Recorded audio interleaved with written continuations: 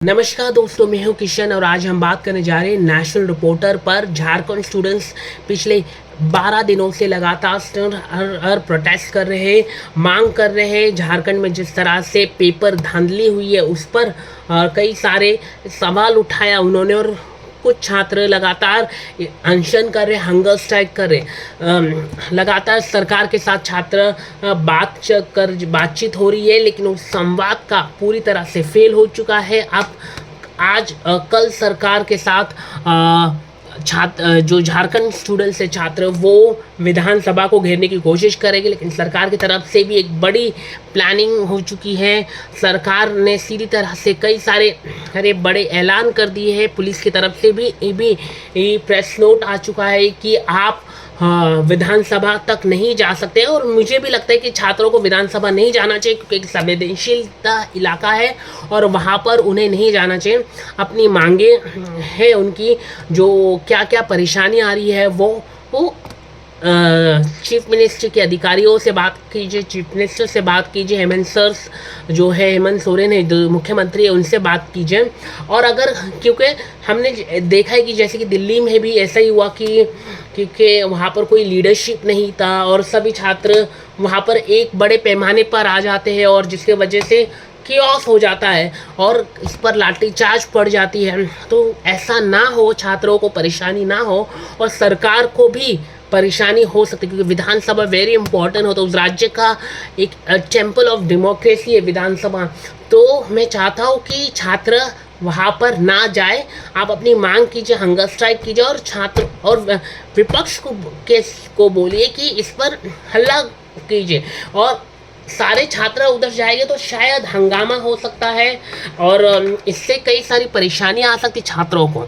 और अगर वो उसमें कोई एंटी सोशल एलिमेंट्स आ जाए, कोई पत्थरबाजी करना शुरू कर दे, तो उस पर काफ़ी परेशान हो सकता है। तो इस पर हमें ये देखना होगा कि आने वाले दिन कल क्या होगा।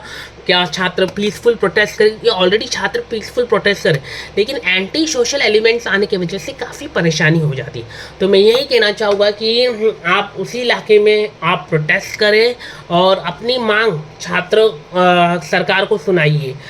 इस पर आप मेरे राय से शायद कई लोग नाराज़ हो सकते हैं कि ये कैसा बोला, लेकिन चाहे वो मैं जो जंतर मंतर में भी प्रोटेस्ट हुआ था और जो छात्र संसद तक जा रहे थे, मैं उसके खिलाफ था।